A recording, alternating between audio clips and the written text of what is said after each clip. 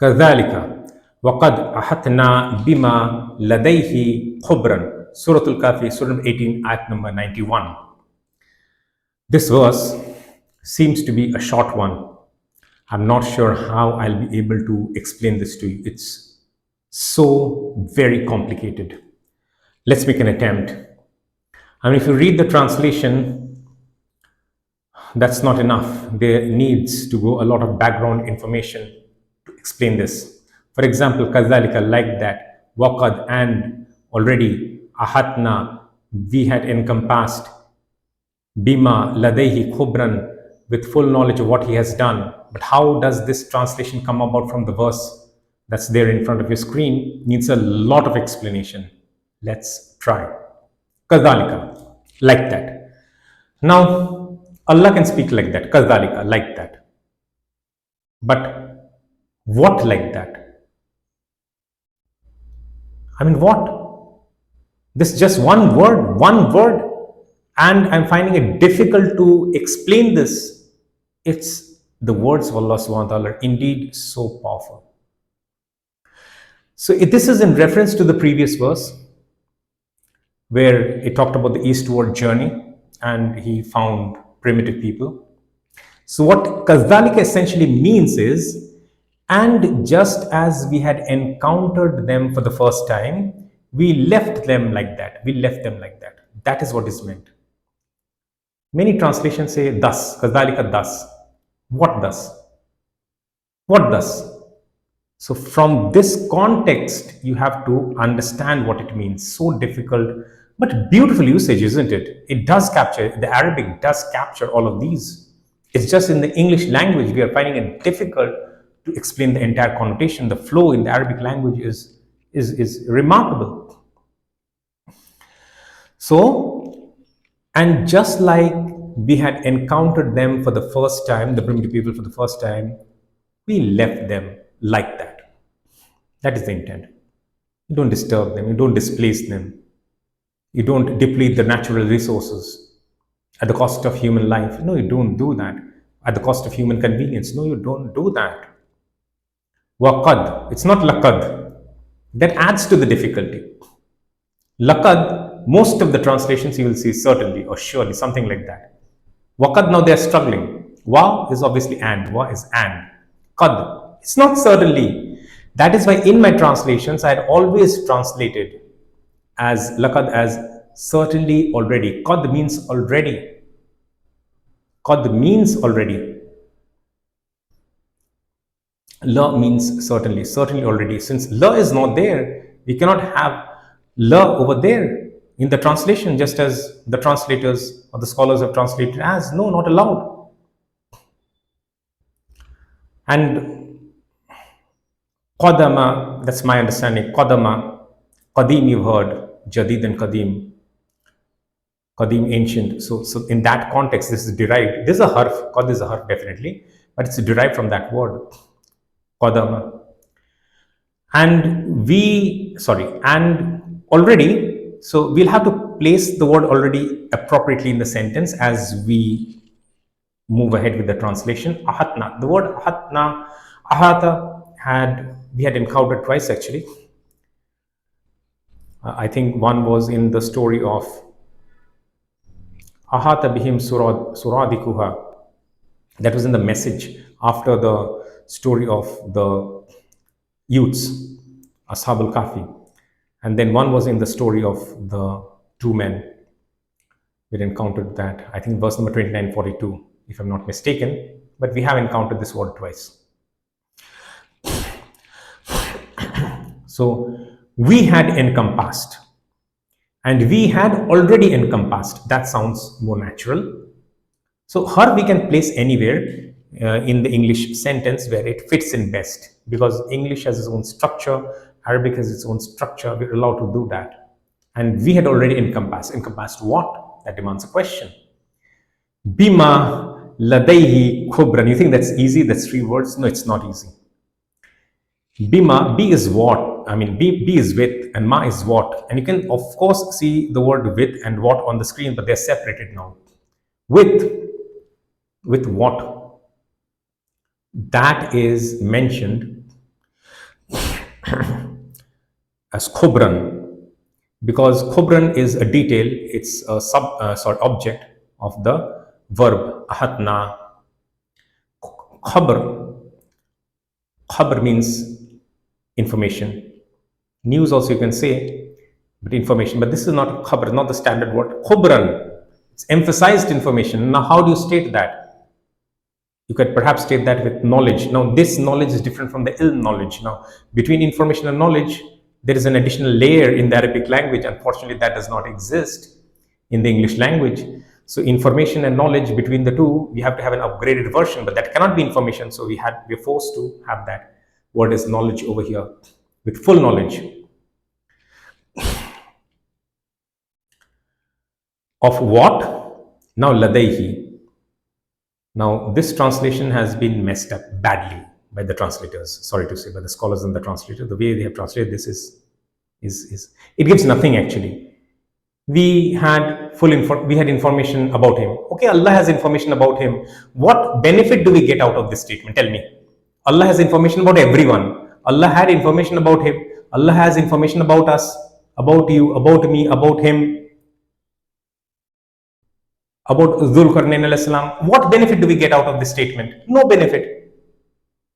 So, ladayhi, you cannot translate it he has, or of him. We had knowledge, information about him. You can't do that. Or he has. What he has? Lahu is he has, or for him. So now this ladayhi demands an explanation now. How many levels, intricate details are there? But these are adding to the beauty of the text of the Arabic language. I mean, it's difficult for me to explain, because there are intricacies, but the way it is presented, that's the best way it could have been presented. Now, the three words basically are similar: ladayhi, ladun, and inda. Inda, because that word is also common, inda. Inda means near. It's actually related to ayn and yada. You can see with your eyes what's in your hand. So something physical. It's got to be that something which is near or close, physical entity, physical proximity. That sort of connotation. Ladun you have come across as well, just as inda you have come across. Ladun and yada need not necessarily be physical entities. So if there is a continuum, ladai is at that one end and inda is at the other end. Ladun is somewhere in between. Ladun we normally translate it especially from. So the nearness is there, but in what way, that we need to understand. Now ladun is actually, there is la obviously, which means surely, and duna, beneath duna, from there it's dun and ladun. So surely what is beneath you, you can either see that or sense that. So need not necessarily be seen. It can be in the sense of sensing also, but both the connotations are there. We are actually transitioning from one meaning to the other in that context. So min ladunhu, especially from him. We have come across this word. Min is from anyway.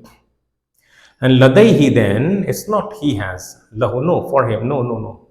Ladayhi is actually, he is the attached pronoun, which means he or him or his, whatever fits best in the context in terms of translation, how we're able to represent that. It's a third person singular. Let's keep it that way. Ladayhi is actually la plus yada. Yada means the two hands. It's the, what should I say, yadani, but then because it's acting as idafa, mudaf, so it has to be cut short. Ladai, the noon cannot be there. And surely what is in front of you, you have control over that. You have control over that. This word is important. You have control. What? Surely, or you can think of it as two also, two or four, for your hands. Right? Surely, whatever is there in your hands is something in your control. and then what you can do something about it. It's not beyond your control, just as we say in the English language, beyond your control. It's in your control. In that sense, it is mentioned over here. So if it is in my control, then what he has done with those people, what started with Kazalika, what he has done with those people, obviously he was blessed, he was guided, he's a prophet according to me. Zulkarnain alayhi salam, he's a prophet king, just like Sulaiman alayhi salam, a prophet king, just like his father, Sulaiman alayhi salam's father, Dawood alayhi salam, prophet king. So there can be prophets, there can be kings, there can be prophet kings. So Zulkarnain alayhi salam is a prophet king. He is guided. But what he has done, we have knowledge, full knowledge. Now, where is the word full coming from? It's so complicated, so intricate, winded. You're trying to untangle. Ahatna, the verb, and khubran is at a distance. And between them are two jar words, bima and ladayhi. Okay. So another level of emphasis, full knowledge. It's not ilm, it's emphasize information, just I have explained. So, but another layer of emphasis needs to be added with full knowledge of what he has done. With this background, we are able to sort of, at least in the surface, have some appreciation of what is being mentioned after all this background, like that, and we had already encompassed with full knowledge of what he has done. What he has done? We don't know what he has done, but Allah knows what he has done. And that is important for us. And he has not disclosed, not required. Just the fact mentioning this is powerful enough. And we had already encompassed with full knowledge of what he has done with the people. Definitely has not done anything wrong. He would have probably facilitated them, helped them, poor people, primitive people. Maybe for some of them, he helped them build the roof, construct the roof for their houses. Maybe he taught them so that they could do it for themselves. But the archaeological evidences do suggest, I mean, even if that were to be the case, that would not have been permanent, so to say, right? So the archaeological evidence still suggests those things. But some of the houses may have some roof-like structures, maybe temporary ones. So all these things, you're able to appreciate now what's the small, why this apparently small verse is so powerful, because the explanation is deep. It's real deep. The starting of the sentence, Kazalika, that is mind-blowing, and each of the words thereafter is mind-blowing. Everything is so very special over here. I think we have just began to get some feel of it, some sense of it. That's more than enough for us in terms of appreciation.